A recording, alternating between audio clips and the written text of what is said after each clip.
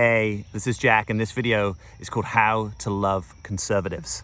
Hey, I'm Jack. If you're new to my channel, you haven't yet subscribed, I'd love to have you with us.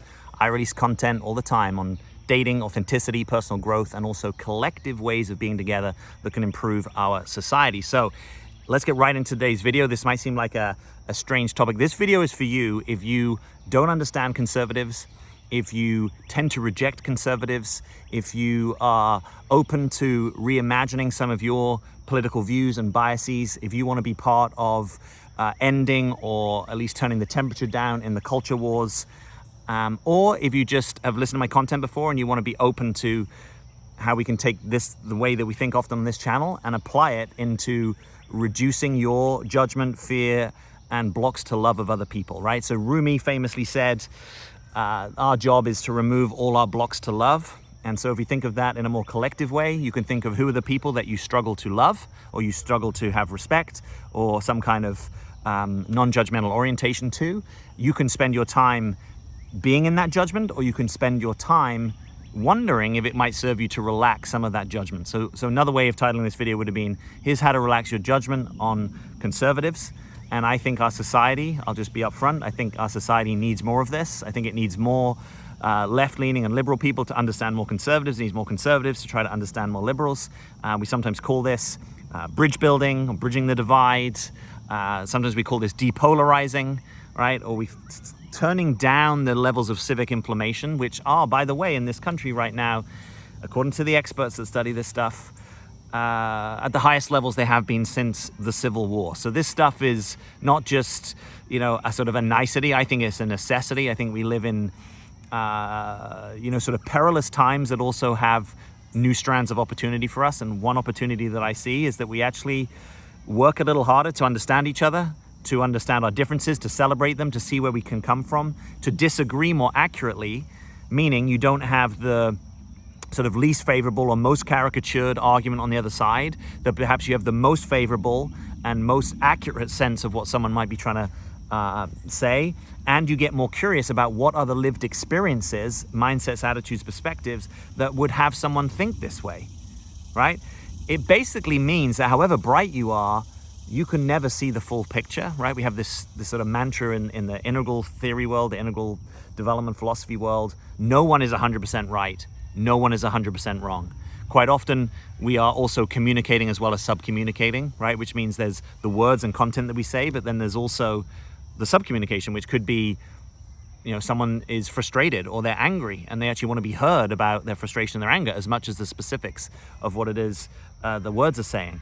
So there's a lot of nuance in this space. I want to get into today's topic. So how to love on conservatives. I'll give you a little bit of quick background for me, which is that I spent most of my life living in left-leaning liberal cities, both in the UK and in the US.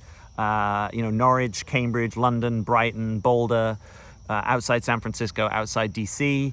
And I took it on about 10 years ago, realizing, gosh, I'm in a bit of a bubble here. There's a lot of groupthink happening, and it's not necessarily particularly critical.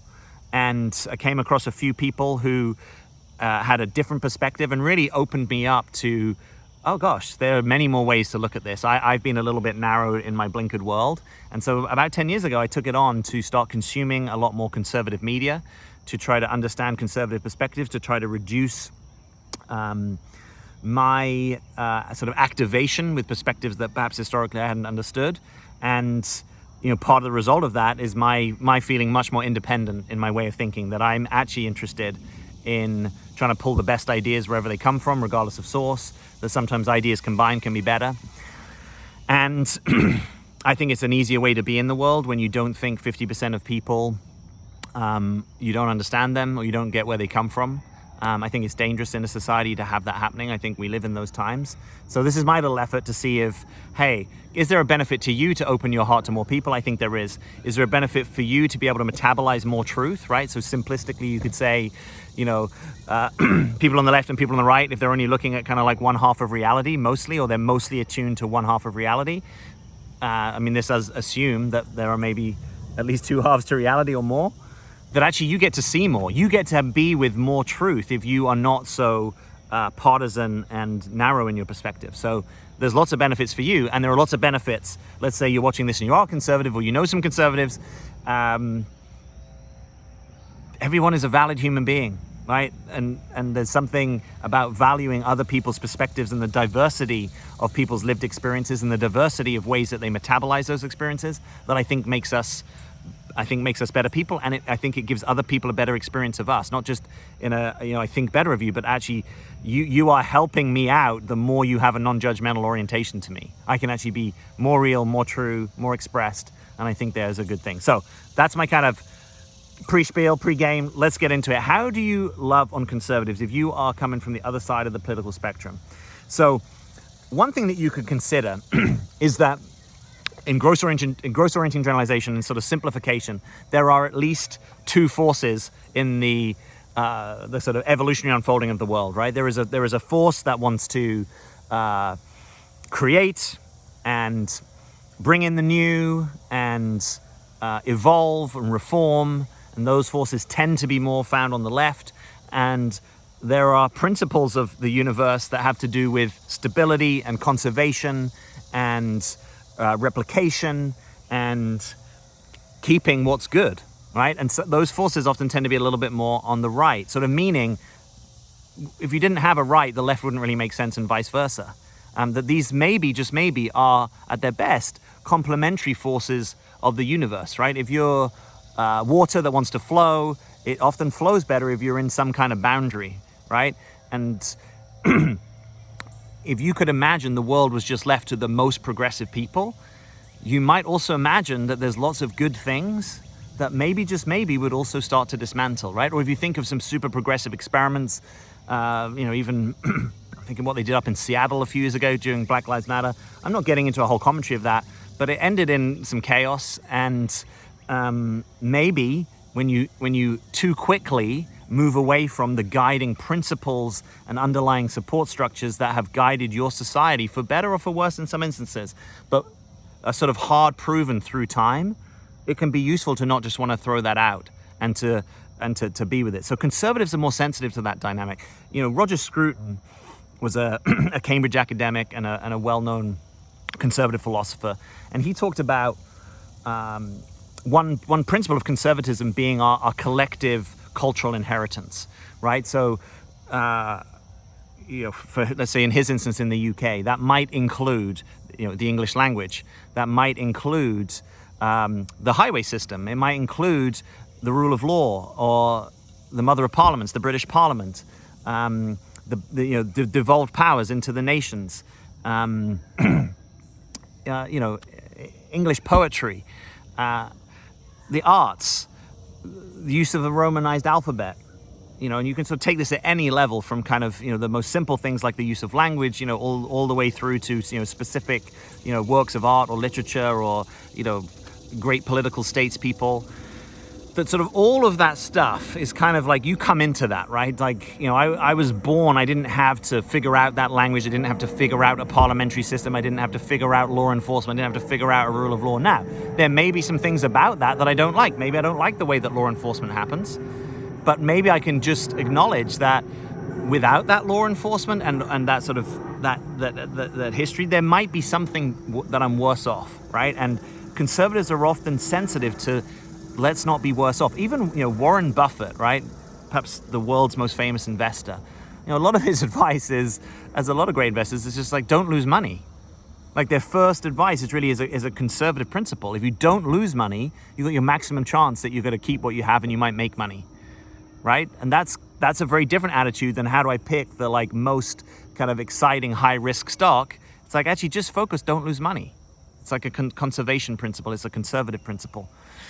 So I think conservatives are sensitive to that. And I think if you get sensitive to that dynamic, you can see that often conservatives are fighting for things that underpin a lot of our existence, even if you can see some of the injustices or perpetuated inequities in the way that the game has currently run and set up. Your being more sensitive to those things, I think, makes you a better voice of progress and innovation, right? If you know how not to chuck the baby out with the bathwater, if you know that there are, some guiding principles, underlying values, guidelines, often makes things better, for us as an individual, but also as a society. Another way to love on on conservatives is that true conservatives at their best are quite literal, right? So they don't want to be in abstract theory and abstract imagination. They are skeptical of claims that you can kind of reimagine the world and that it necessarily goes better. So they will point to lots of people who believed they were trying to improve society and actually, probably somewhat objectively, made it worse, right? That just because you can imagine something, it doesn't mean that you can deliver it. And even if you can deliver on what you can imagine, there are often unintended consequences and there are often bad parts to your design. And we should be wary of these things, right? So it's one of the, I'm not a philosopher, but it's one of the kind of cleavages I think in the philosophical world is, between people who maybe start with the imagined world of how they would like things to be versus starting with the actual world of how things are currently. And true conservatives are really sensitive and attuned to, well, how is this working currently? And not imagining that just because you think it could be better, that it will be better, right? So it's a little bit like that Buffett principle of, okay, let's not make it worse. And sometimes in trying to make it better, you definitely risk making it worse. And so we might be more willing to stick with this current thing, even though there's some bugs in the system, than trying to implement a completely new software that the failure rate is probably quite high, right? And in societies where you have a failure rate, you might have something like the failure of the state. So, when I was studying political philosophy at Cambridge, we were reading Thomas Hobbes. Thomas Hobbes lived through times of extreme political violence, the English Civil War, and he developed this view that you might think there are better forms of government, but I got to tell you, having a government is the best form of government. That is the main thing. Everything else is kind of cherry on that. If you lose that, you lose a lot. So when people talk about, in the more extreme instances of, let's do away with the police or let's radically reduce the prison population, I understand from a left-leaning sensitivity why people want to improve those systems. Absolutely. We should be improving those systems. But if we just do away with a system, I think there's often a lack of sobriety about what you would be unleashing and what you would be destabilizing. And conservatives are very sensitive and often fearful of that destabilization. Right? They don't want things being chaotic. They don't want things being unknown. And we all have that part. We might not be so in touch with it as someone who's more conservative than you, but it's an important thing to be in touch with that, right? So I sort of think of, a true conservative, or at least a strain of true conservatives, that really want to be in the data of reality, right? That this is actually very consonant with a scientific worldview that says, let's forget your fanciful imaginations. What does the data say? And if the data is saying this, that's the best way to proceed. Or what do we know about human nature, right? Human nature isn't only love and light, right? Human nature is also selfishness and greed. And it could be that conservatives are more sensitive to that, right? So they want to create systems that avoid abuses of power, that avoid the domination of certain people, that are skeptical of claims when the state says, hey, there's a thing that we can do for you, but by the way, to do that thing, we actually need more power over you.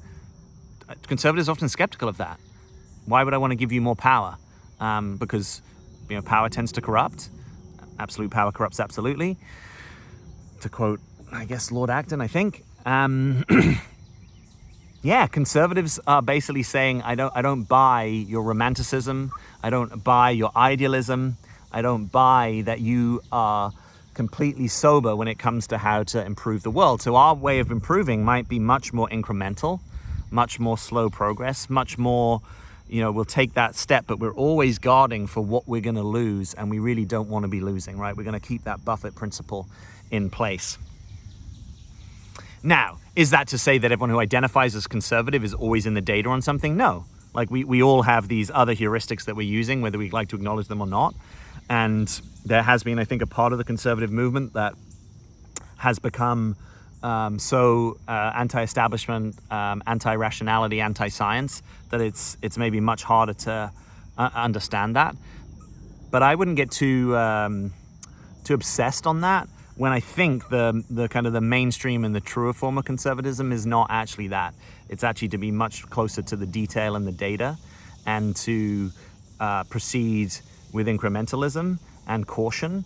And those are values that most people can get aligned. Like, you might be a more intrepid traveler, I might be a more cautious traveler, but there's maybe a way that we can still go on a trip where I get to have my caution and say, what could go wrong? What are we not thinking of? That's a best case scenario. What's the worst case scenario? The worst case scenario is, there could be an avalanche or a flight might get rescheduled. And so we want to be prepared for all those things. That might just be a better way. Actually, together, we might have a better trip. I might frustrate you with my caution. You might frustrate me with your, kind of edge pushing. And again, I'm not saying these things map perfectly onto this political map, but you kind of get my point. I'm talking to you about polarities, that progress and stability need each other, that in a sense, the left and the right need each other. They don't like to admit that, but from a systems perspective, rather than two individuals kind of debating things out, from a systems perspective, the system needs some stability. And at times, the system might need to destabilize to grow back better, right? These sort of almost like the creative forces of entrepreneurship, where you're like, yeah, we were doing this way, and now we're going to, we've been doing the internal combustion engine. We're actually going to be moving more into electric vehicles. That is going to be disruptive. It's going to be difficult. We're going to have difficult conversations about it. There's going to be dismantling of some old structures that maybe also had money and power, and there's going to be new elites created. But that might be the direction of travel, but it might take a while to convince someone who's more conservative that that is actually the right way of doing things. And they may be right in their analysis, that there are some things that haven't yet been sorted out. Someone who's more temperamentally conservative might not be willing to take the risk that, okay, well, if you end up outside of a charging area, now I've got to do a road trip and I can't rely on just getting the gas, which I know has worked and has worked for a long time. And by the way, you might be able to build more rapport with someone who's conservative. You can say, rather than just making oil and gas the enemy, if you can say, you know what, we built a civilization on the back of this oil, right? And we might need to change that because we're more environmentally attuned, and we kind of get that we have had this extractive relationship that may not be the way that's going to serve us going forward.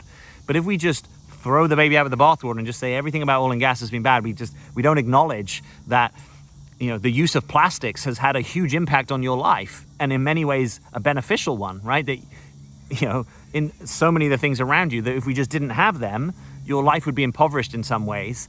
And also acknowledging that a lot of people, good people, hardworking people, family-oriented people, are making their livelihood out of this industry that has been a backbone of our civilization. And we don't want to make those people wrong. I think if we started from that point with the appreciation, when you have the appreciation, it's much easier to actually say, but there's some things that concern me, right? Whereas the tendency, I think, is to say, oh, well, you support oil and gas, you're a bad person. This would be a more kind of extreme left perspective. This is the whole bane of civilization, this oil and gas. It's only about profiteering. And I think that misses the point that it has been a civilizational backbone.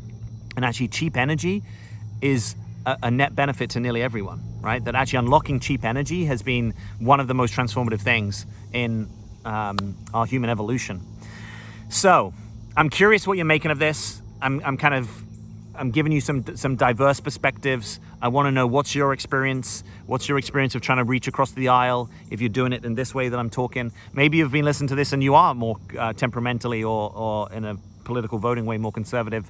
What am I missing? Am I making sense to you? What else would you like to emphasize that you think invites people to understand you and your temperament and your worldview more?